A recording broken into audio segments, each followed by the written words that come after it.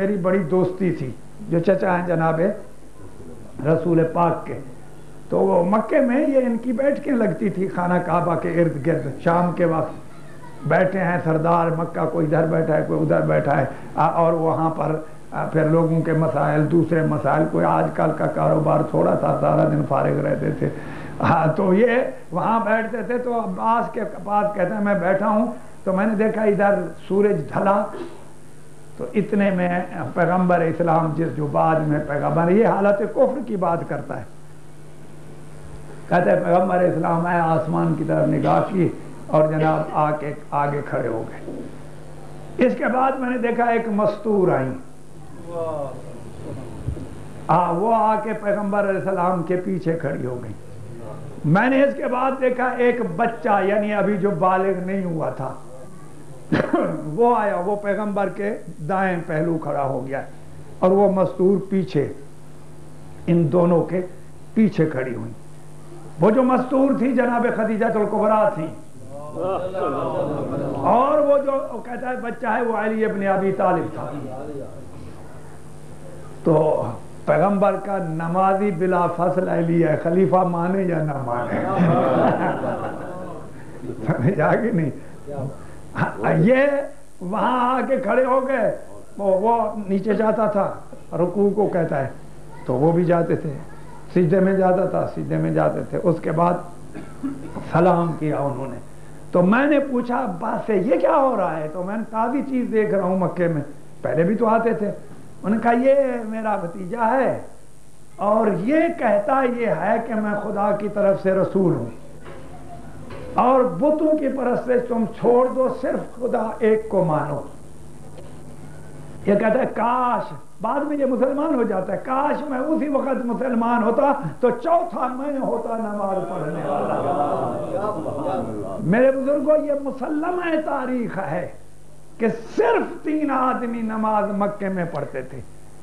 یہ روایتیں اب آئیے ٹکرائیں گے کہ جی مکے میں جب تک فلاں بزرگوار کی اسلام نہیں ہوا کسی کو جرأت نہیں ہوتی تھی. یہ جرأت یہ ساری بنائی ہوئی چیزیں ہیں، ورنہ یہ کوئی معمولی انسان نہیں تھے، نماز پڑھتے تھے.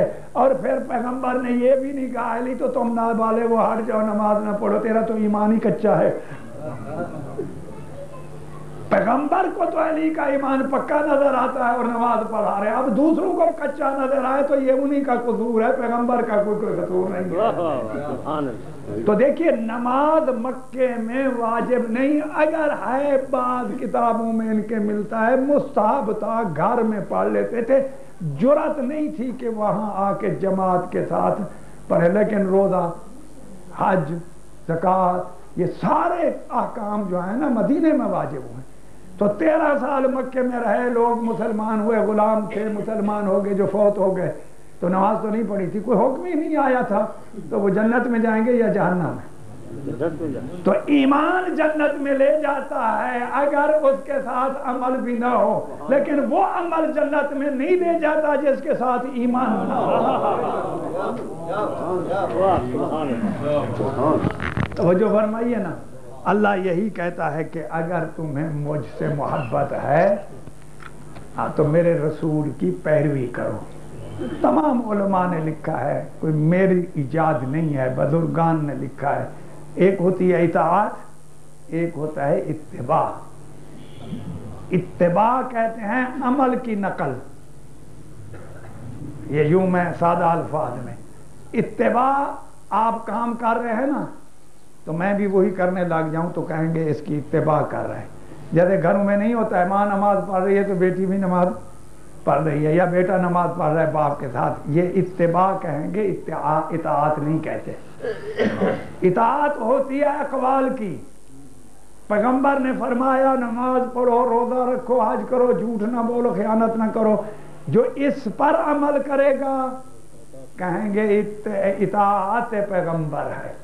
لیکن جو کام پیغمبر نے کیا ہو، خود فعل، یہ فعل جو بجا لائیں گے وہ کہیں گے اس فعل میں ہم اتباع کر رہے ہیں پیغمبر کی.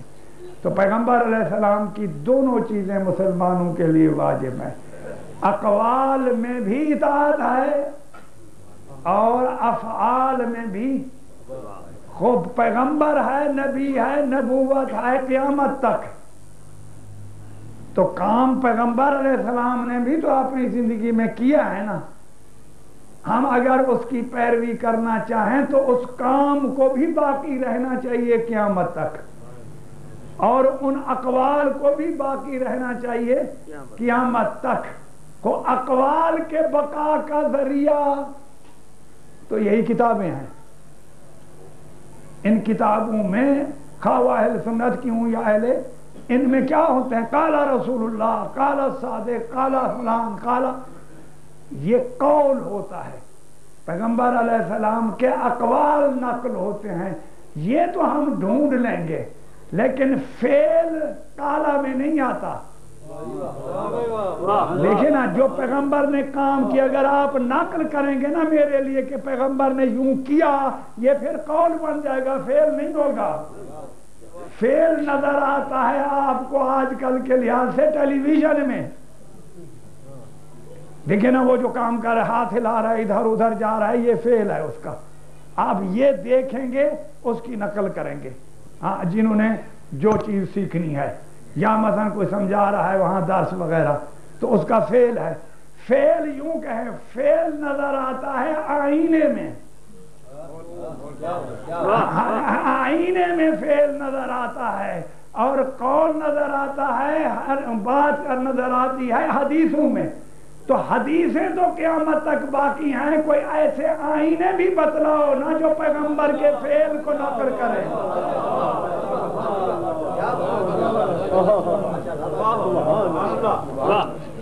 کہ اس کا فعل.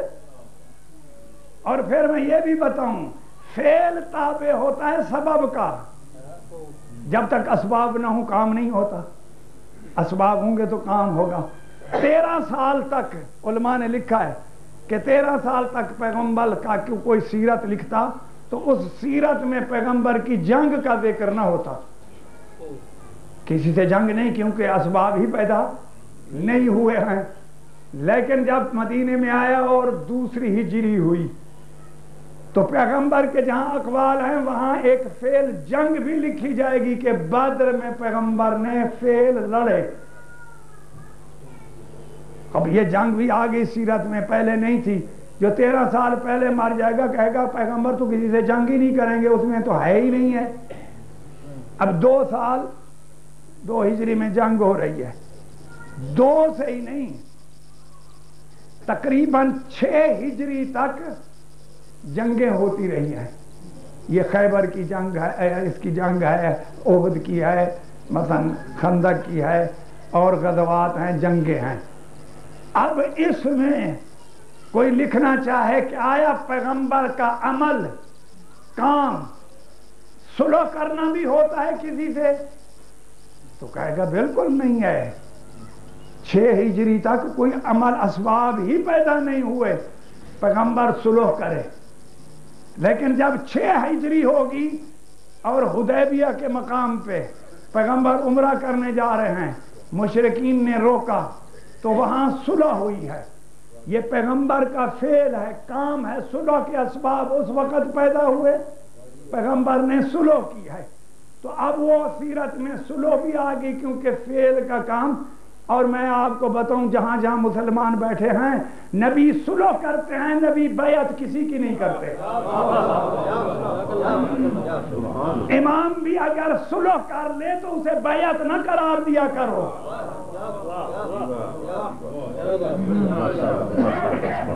معاویہ سے صلح کیا امام حسن علیہ السلام نے، بیعت نہیں کی ہے. اگر پیغمبر صلح کرنے سے اس کی نبوت ختم نہیں ہوتی، ہاں سنیے گا، تو علی کا بھی صلح کرنے سے امامت ختم نہیں ہوگی. امام علی ہوں گے، وہ نہیں، دوسرے نہیں ہوں گے. صلح پیغمبر بھی کرتے ہیں حالات کے لحاظ سے. وہ پیغمبر علیہ السلام نے 6 ہجری میں صلح کر دی، یہ ایک کام ہو گیا. اب مجھے بتلائیں کہ آیا پیغمبر علیہ السلام معاف بھی کر سکتے ہیں اپنے دشمنوں کو؟ 6-7 ہجری تک یہ پیغمبر کی سیرت میں نہیں ہے. لیکن جب 8 ہجری ہوتی ہے اور مکے پہ فتح پاتے ہیں، سارے دشمنوں کو جو قاتل تھے، جنہوں نے نکالا تھا، جنہوں نے اذیتیں دی تھی، حتیٰ جناب حمزہ کے قاتل ہیں، سب کو کہا کہ انتم طلقاء، ہم تم سے کوئی انتقام نہیں لیں گے۔ تو اب سیرت پیغمبر میں، عمل پیغمبر میں معاف کرنا بھی آ گیا ہے۔ یہ اسباب پیدا ہوئے 8 میں، تو 8 سے پہلے یہ سیرت نہیں تھی، 8 ہجری میں۔ اب آپ کہیں 8 ہجری سے بعد میں کہ ایسی جنگ بھی ہو سکتی ہے کہ جس میں تلوار بھی نہ ہو، نیزہ بھی نہ ہو، اور پیغمبر جنگ کریں، کہیں گے ایسا کو تصور ہی نہیں ہو سکتا۔ لیکن ادھر آنے دیجئے 9 ہجری، 9 ہجری میں پیغمبر نصارہ نجران سے جنگ ہے باقاعدہ، لیکن نہ اس میں تلوار ہے نہ نیزہ ہے، اس میں فیصلہ کن کرنا لعنت کا کام ہے۔ فَنَجْعَلْ لَعْنَةَ اللَّهِ عَلَى الْقَوْمِ، یہ ایسا میزائل ہے کہ جو ایسا میزائل لوگ ڈرتے بھی اسی سے ہیں۔ نجعل، آؤ ہم ایک دوسرے پہ لعنت کریں، پیغمبر کہتے ہیں نجعل لعنت اللہ علی الکاذبین، کہ ہم جھوٹوں پہ لعنت کریں۔ اب یہ جنگ ہو رہی ہے، اس کا نہ تلوار سے ربط ہے نہ کسی اور چیز سے ربط ہے، بلکہ یہ سیرت ہے، اور سیرت عملی ہے۔ لعنت کرنا ہے ایک دوسرے کو، لعنت کے لفظ سے نہ گھبرائیے، بد دعا، ایک دوسرے پر بد دعا کریں۔ تو یہ سیرت پیغمبر میں اب بد دعا بھی ہے، کیونکہ اسباب پیدا ہوئے۔ اب میں اتنا ہی آپ سے عرض کروں گا، اسلام تو 11 ہجری میں ختم ہو گیا، کیا یہ تاریخ ختم ہو گئی آگے؟ کہتے ہیں تاریخ جاری ہے، طلبہ بھی جانتے ہیں، حالات بدلتے رہتے ہیں۔ اگر اب حالات ایسے ہوں کہ جہاں ضرورت پڑے کہ اگر تاریخ نہیں ٹھہرتی، تاریخ ہے، حالات ایسے پیدا ہو گئے، مسلمان متفکر ہیں کہ اگر پیغمبر ان حالات میں ہوتے تو کیا کام کرتے؟ مسلمانوں کو ضرورت ہے سیرت پیغمبر کی یہاں۔ تو پیغمبر علیہ السلام نے یہی فرمایا تھا کہ اگر دیکھتے ہو کہ میں ہوتا تو کیا کرتا، دیکھو علی جو کرتا ہے وہی میں ہوتا تو وہی کرتا جو علی کرتا۔ علی اور منی یہ صرف فضائل کے لیے نہیں ہے، اس میں معانی ہے۔ علی اور منی وانا من علی ہیں، علی مجھ سے ہے، وہ ایک خاندان کے ہیں۔ انا من علی کے معنی کیا ہیں کہ اگر حالات ایسے ہوں اور میں نہ ہوں تو آپ کو معلوم نہ ہو کہ پیغمبر کا فعل یہاں کردار کیا ہوتا، تو علی کا کردار دیکھ لو، جو کردار علی کا ہوگا وہ میرا ہوگا، میں ہوتا تو وہی کرتا جو علی کر رہا ہے۔ اسی بات سے پیغمبر نے فرمایا یا علی حربوں کا حربی و سلموں کا سلمی، یا علی تیرا لڑنا نہیں ہے، میرا لڑنا ہے۔ جس سے تو لڑ رہا ہے تو نہیں لڑ رہا، میں لڑ رہا ہوں، اور جو تم سے لڑ رہا ہے وہ تم سے نہیں لڑ رہا ہے، وہ مجھ سے لڑ رہا ہے۔ تو ایک سیرت کا آئینہ علی ہے، سیرت رسول کا آئینہ علی، علی کے سارے کردار رسول کے کردار ہیں، ان کا عمل رسول کا عمل ہے۔ اسی واسطے آیت میں انفسنا و انفسکم آیا کہ اور کوئی خطاب نہیں مل سکتا۔ اور ایک سیرت پیغمبر، عمل پیغمبر کا آئینہ فاطمہ ہے۔ عورتوں کے جو مسائل پیدا ہوں تو جو فاطمہ کرے، یوں ہی سمجھو دین کا یہی حکم ہے، سیرت ہے۔ اور سیرت اور کردار کے دوسرے نمونے کیا ہیں؟ حسن اور حسین ہیں۔ اسی کو ہمارے علماء فرماتے ہیں کہ پیغمبر فرمایا انا من حسین و حسین منی، کہ میں حسین سے ہوں اور حسین مجھ سے ہے۔ حسین منی و انا من، یہ سارے سمجھتے ہیں حسین منی کہ حسین مجھ سے ہے، میں نانا ہوں۔ انا من حسین کے معنی کیا ہے کہ کوئی ایسے حالات ہو جائیں اور تم دیکھنا چاہو کہ اگر پیغمبر ہوتے تو کیا کرتے، دیکھو پیغمبر اگر ہوتے کیا کرتے، دیکھو حسین کیا کر رہا ہے۔ اگر حسین کسی کی بیعت نہیں کر رہا تو سمجھو اگر پیغمبر بھی ہوتے تو بیعت نہ کرتے۔ حسین منی کے معنی یہ ہیں کہ آنا من حسین کے معنی بھی یہی ہیں کہ حسین مجھ سے ہے. اور یوں علماء پھر یوں بیان کرتے ہیں کہ پہلی ہجری سے 60 ہجری تے حسین مجھ سے ہے. 61 ہجری سے لے کر قیامت تک میں حسین سے ہوں.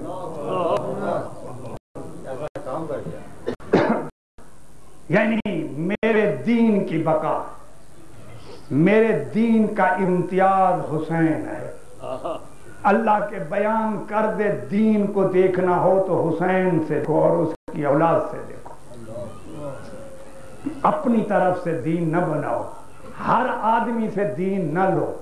اگر اسلام لینا ہے تو گارنٹی یہ ہے، ہاں مرکز دین کا حسین ہے، یزید نہیں ہے. یہ ہے معنی حسین منی اور آنا من حسین سے میں ہوں، یعنی میری بقا. دیکھیے کبھی ایک چیز کا وجود ہوتا ہے، کبھی اس چیز کا بقا ہوتا ہے. وجود حسین کا مجھ سے ہے، پیدا ہوا مجھ سے، میں نانا ہوں، لیکن میرا بقا حسین سے ہے. اگر حسین اقدام نہ کرتے تو حقیقت ہے، یہ نہیں کہا شاہ ہست حسین. کیا کہتا ہے وہ تصور یہی نہیں ہے کہ اگر حسین نہ ہوتا تو دین ختم تھا. بنی امیہ نے اتنا بگاڑا کہ آج بھی پتہ نہیں چلتا، اور اگر کوئی معارضی نہ ہوتا تو پھر تو دین اسلام بالکل بگڑ کے ایک اور شکل پیدا کرتا. آپ کو احسان ماننا چاہیے. مسلمان جہاں جہاں ہیں حسین کی دین کی اصلی شک حسین بتا کے. اور یہ بقائے دین، یہ بھی علماء لکھتے ہیں کہ بقائے دین کی بنیاد حسین نے کربلا رکھی، لیکن اسے پھیلانے میں زینب کا کردار ہے. جناب زینب خاتون جا رہی ہیں اور لوگ کہتے ہیں باغی کی عورتیں آ رہی ہیں. آپ کو پتہ ہے یہی کہتے تھے حسین آ رہا ہے، یہی کہتے تھے فردان. یہ عام اعلان ہوتا تھا، لوگوں آؤ، اگر کسی نے باغی کو دیکھنا ہو تو باغی آ رہے ہیں. بڑے بڑے لوگ متاثر ہوئے. ایک بوڑھا آتا ہے اور یہ بیان کرتا ہے جملہ، الحمدللہ الذی فضحکم وقتلکم وابتلا احدوثتکم. حمد ہے اس خدا کا کہ جس نے تمہیں ذلیل کیا ہے. یہ امام زین العابدین کو کہہ رہے ہیں. محمل ساتھ ہیں، قید ہیں، یہ شام کے دربار میں ہے. ایک جگہ اسے زبیر کا لڑکا، وہ کہتا ہے کہ زین العابدین تم نے بڑی خواہش کی تیرے باپ نے کہ حکومت مل جائے، بتاؤ کامیاب کون ہوا ہے، فاتح کون ہوا ہے. امام زین العابدین باوجود کے توق میں آپ کا سر جھکا ہوا تھا، زنجیر پڑے ہوئے تھے، سر اٹھا کے کہا کہ فلانے دیکھ لینا، اگر نماز کا ٹائم اذان ہو جائے تو کامیاب ہم ہوئے ہیں. وہ تو ختم کرنا چاہتا تھا نماز کو. وہ کہتا لا وحی نزل، کہ وحی کوئی نہیں ہے، نہ قرآن کوئی ہے. یزید کے یہ شعر ہیں مشہور. امام حسین کے فرزند نے کہا کہ نماز کے ٹائم دیکھ لینا، اگر میرے نانے کا نام باقی ہو تو سمجھ لینا کہ دین میں فاتح کون ہے. وہ شخص بوڑھا بھی یہی کہتا ہے کہ تمہیں خدا نے نعوذ باللہ ذلیل کیا، تمہیں قتل کیا، تمہاری ایجاد کو باطل کیا، یعنی تم چاہتے تھے خلافت کو، تمہیں باطل کیا. تو امام زین العابدین یہ رحیم لوگ ہیں، جہنم سے بچانے کے لیے آئے ہیں. یہ انتقامی لوگ نہیں تھے، جواب انتقام بھی دیا جا سکتا تھا. امام زین العابدین فرماتے ہیں یا شیخ حل قرات القرآن، کبھی کو قرآن بھی پڑھا ہے؟ وہ کہتا ہے جی میں قرآن پڑھتا ہے. تو حضرت نے فرمایا یہ پڑھا ہے کہ انما یرید اللہ لیذھب عنکم الرجس اہل البیت ویطہرکم تطہیرا. تو کہتا ہے میں نے پڑھا ہے، آپ سے کیا رابطے؟ حضرت فرماتے ہیں نحن اہل البیت، ہم اہل بیت ہیں. حضرت نے یہی آیت پھر پڑھی قل لا اسالکم علیہ اجرا الا المودۃ فی القربى کہ اجر رسالت نہیں ہے مگر قربا کی اطاعت اور محبت. جانتے ہو یہ آیت پڑھی ہے؟ کہتے ہیں جی پڑھی ہے. حضرت جانتے ہو قربا کون ہے؟ نحن اولو القربا، ہم اہل قربا ہیں. حضرت 4-5 آیت خمس پڑھتے ہیں. حضرت نے آیت خمس پڑھی ہے اور آیتیں وہ شخص کی عقل نے کام کیا. فوراً لکھا یہی ہے کہ پاؤں پہ گر پڑا. امام زین العابدین کی پاؤں کو بھی چومتا ہے، کہتا ہے کہ مولا میری اس جسارت پہ مجھے توبہ ہو جائے گی.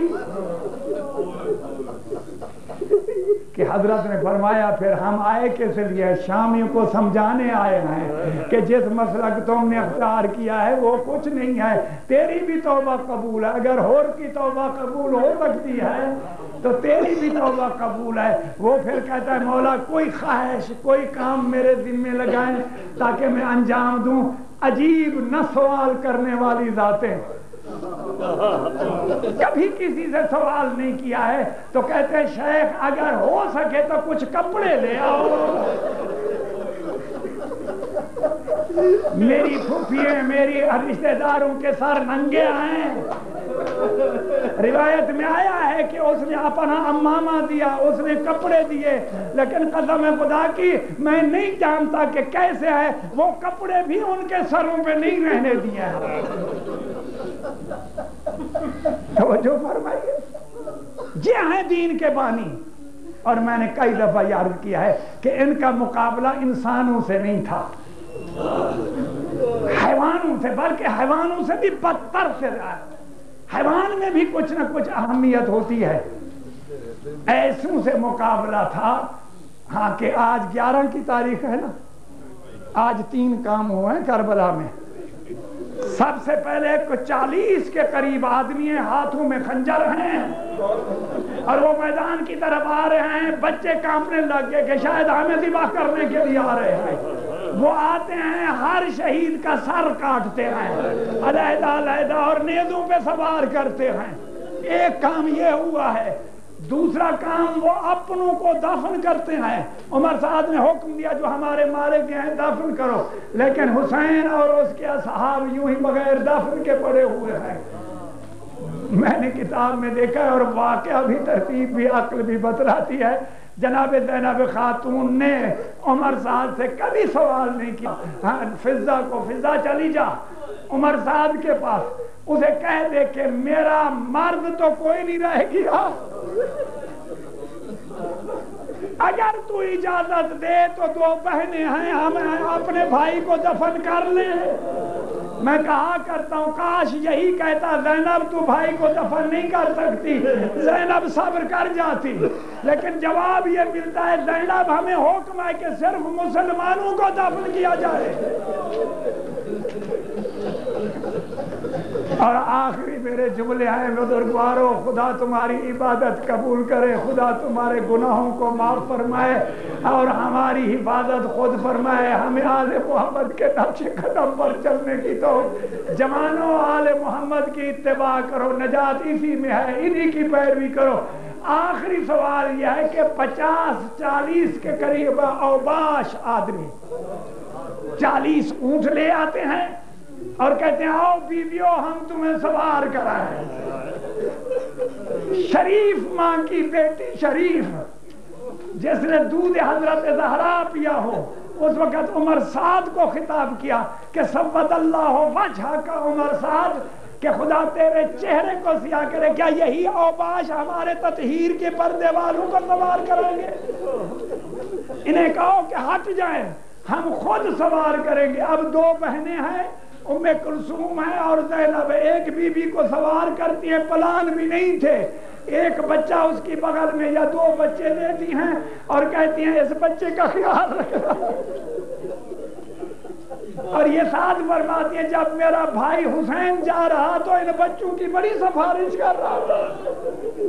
ہر ایک کو سوار کرتی ہیں، حتیٰ امام زین العابدین کو انہوں نے سوار کرایا.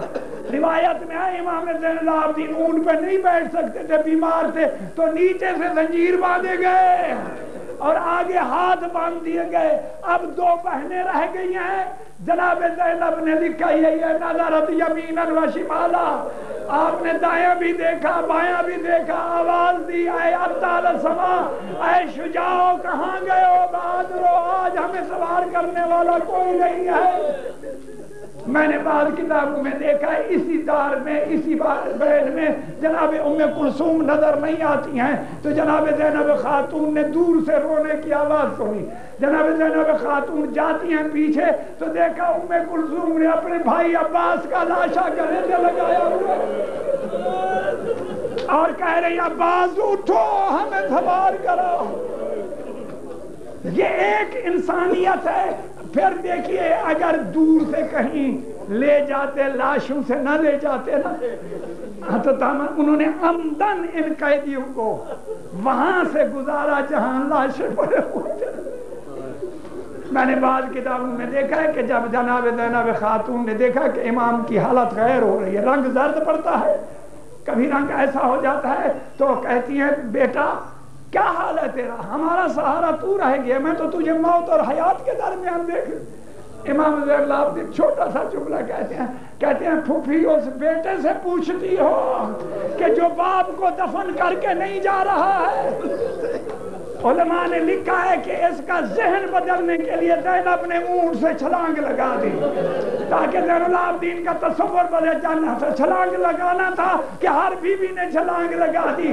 اب ہر بیوی اپنے بھائی اپنے رشتہ داروں کو ڈھونڈ رہی ہے اور زینب حسین کو ڈھونڈ رہی ہے۔ دیکھا ایک جگہ نیزے ٹوٹے ہوئے ہیں، تلواریں ٹوٹی ہوئی ہیں، اور اس میں ایک جنازہ آ کے تعجب سے کہتی ہے کیا تو میرا بھائی حسین ہے؟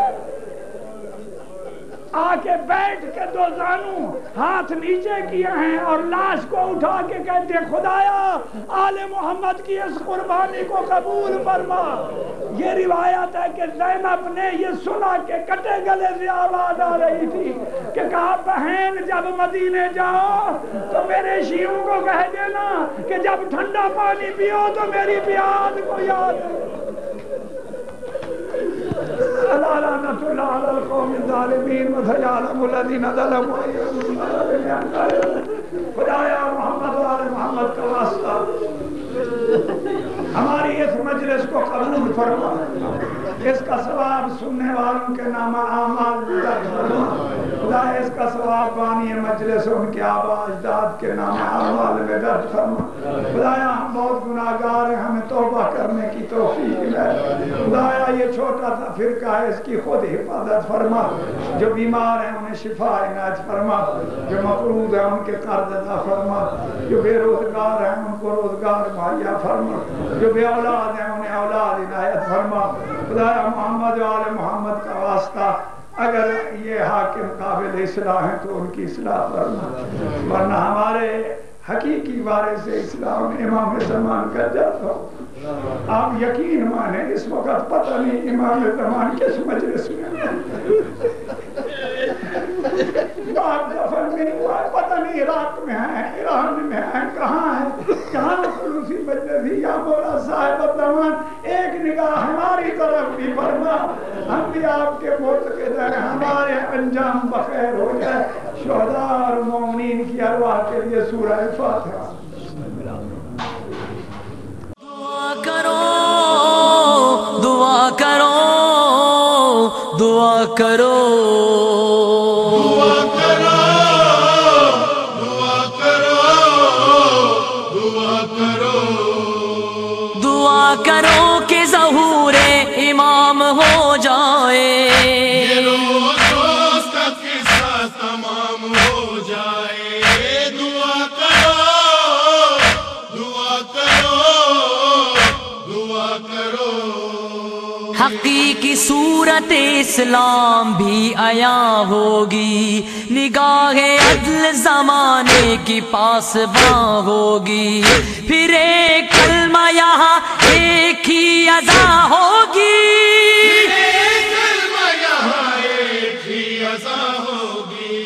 پے نماز جو حاضر امام ہو جائے، روز کا قصہ تمام ہو جائے۔ دعا کرو دعا کرو دعا کرو۔